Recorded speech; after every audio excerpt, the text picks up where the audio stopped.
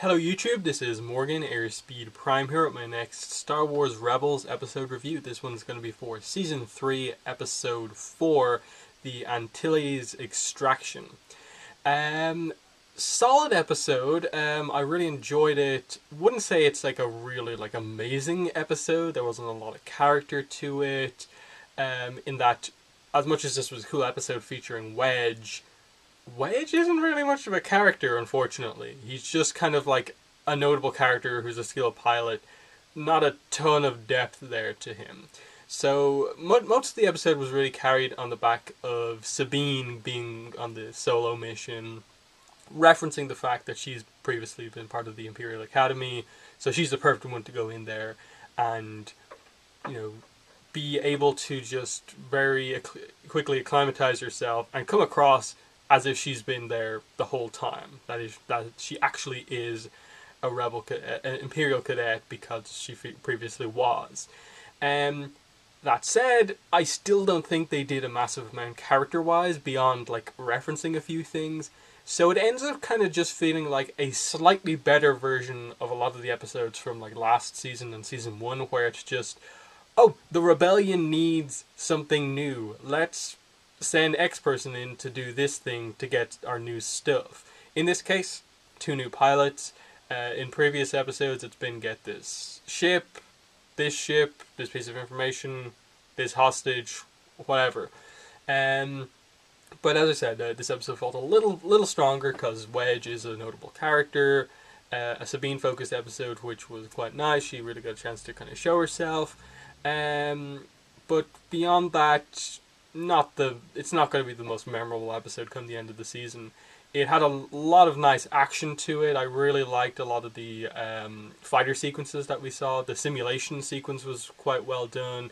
And I suppose the little relationship that we kind of started to have between Wedge and Sabine was nice. Not that I think they've straight away hinted at anything romantically or anything like that. Maybe it's a direction they might take, but I'm not entirely sure about that.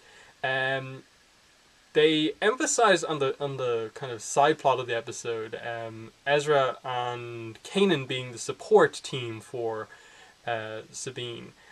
And they really emphasize a couple of times Ezra's very worried about her. And I wasn't sure if what they were going for here was just that Ezra's character arc right now, he is very worried about the people around him, and they're kind of emphasizing that as kind of like a dark side kind of trait that he's getting very angry and emotional about the maybe not trusting the other people around him to be as capable, or if it's that his crush that he's had on her since like the first episode basically is developing into something more, and there's potentially a relationship there. I don't really know. It was very vague what we were really meant to take from that, but they did emphasize the Ezra side of the episode a few times. Other than that, there's some, as I said, the space battles were nice, the simulator stuff, the actual escape thing, then they get captured, the Governor Price kind of proven to be a decent strategist, kind of rigging the TIE fighters and then kind of like separating them. One of the guys gets killed, Rake I think his name was, and then we get Wedge in addition to Hobby, who, I don't know, like it's one of those ones where I get they needed multiple pilots, but I felt like killing the other guy was kind of completely unnecessary. Like, they need more pilots, why not just have them get all 3? It just kind of felt unnecessary. Like, oh, let's introduce a character, kill him, just to get across the idea that they killed someone and that the Empire is still not a very good place to be. Probably the best part of the episode was the subtle or not so subtle hints towards a full callous kind of turn against the Empire. I thought it was very clear that he was the one who was the Fulcrum agent who gave them the information to start this plan in the first place. And then when it looked like they were about to be locked out and the plan was over, he kind of meets them in the kind of 2 closed corridors and it's just like, avoid this, and this. And Sabine questions why, and he just says, tell Aurelios that we're even now, obviously referencing the episode from towards the end of last season, which is probably one of the best episodes of the show, where we had the real big bonding moment between Callus and Zeb.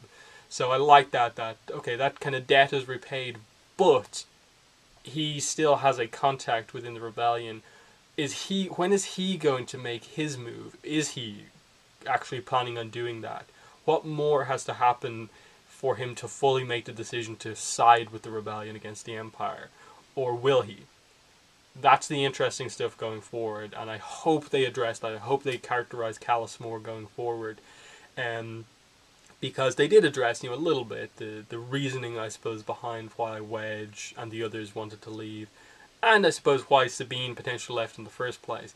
Being asked to do things like, even in a simulation, just a ship, no weapons, transport ship, that's just there, pleading for help. They were asked to destroy it. None of them really wanted to, and they were punished for it. And that's not the sort of thing that they want to do. That's the evil side of the Empire coming out. They also introduced that kind of experienced pilot guy. I completely forget his name, but he's obviously the trainer of these pilots. I assume he's going to be like a kind of sub-villain type character where we're going to get into some space battle at some point. He's going to be leading the attack, and it's going to be this big kind of battle probably between, Wedge in one of the rebellion ships. Sabine maybe is at that point maybe piloting the Ghost or something like that in the fight, and they have to take him out as kind of a kind of return to this arc that they've introduced this character, and he's the guy they have to get the better of. They made him feel quite important in that they brought him back, and they kind of emphasized him as the loyal Empire guy. So I do feel he will come back. It's just how important actually is this guy versus everyone else. But in the episode we have 2 new pilots as part of the rebellion, Wedge and Hobby. How exactly they're going to use Wedge and make him seem overly important, more so than he already is, just by knowing who Wedge is, I don't really know. As I said, Wedge, even from the movies, is a quite bland character. He's just the really solid pilot who survives every battle, one of the best pilots in the rebellion, but not a lot to him personality-wise. And even this episode, we didn't really get that here. Just that he's got the same kind of Luke backstory of just kind of come from a kind of rural kind of background, maybe mainly piloting cargo ships, and he wanted to do something a bit more exciting, and the Empire was the first thing. He's now joined the rebellion, so I'm not really sure. They emphasized at the start that they can't really perform missions because the pilots they have aren't great and they're running out of ships. They're gradually building up this kind of group of more skilled pilots. Don't really know how they're going to use them more effectively. So that's why I'm thinking that they may take it down a direction where they kind of pair up Wedge and Sabine, maybe primarily, as a kind of duo where they become close friends. Maybe they go for a little romance. Maybe it creates some jealousy with Ezra, something like that. I don't know. I'm just trying to think of something more interesting that they can do with Wedge beyond just being another good pilot character who has nothing else going for him. Outside of that, that's basically the episode. Governor Price continues to be interesting. They had a little scuffle with Sabine, and the whole idea that she knew a lot about Sabine, brought up the fact file, was interesting. That she's a Mandalorian. Clearly, she's the one who obviously is completely obsessed with Thrawn, and that Grand Admiral Thrawn, and that he's the guy to solve all these issues. I think the implication was that she got that information from Thrawn and now knows more about the rebels and Sabine because of him. His strategy is rubbing off on her. The fight that they had was fine. They tried to emphasize that Price can actually fight herself, but Sabine fairly quickly got the upper hand on her, which was fine. I don't expect her to be any sort of a fighter. But I don't think they were really going for anything like Sabine's new rival was Governor Price or anything like that. Just that Price I can see being someone who is loyal to Thrawn, but Thrawn in a moment towards the end of the season maybe cuts out of the equation. But I think that's all I wanted to say about this episode. It was fairly, basic to the point. They didn't go in depth. They didn't really try to do anything crazy character-wise. It was just a solid Sabine focus episode. Sabine gets to do some pretty awesome stuff. Some great action with the space battles, and the return to Wedge. So that's the episode. If you want to follow me on social media, links in the description to my Twitter and my Tumblr. If you want to support my channel so I can make more videos, better videos, links to my Patreon page and my PayPal donation link are in the description as well. But that's been the video. Thanks for watching, and bye.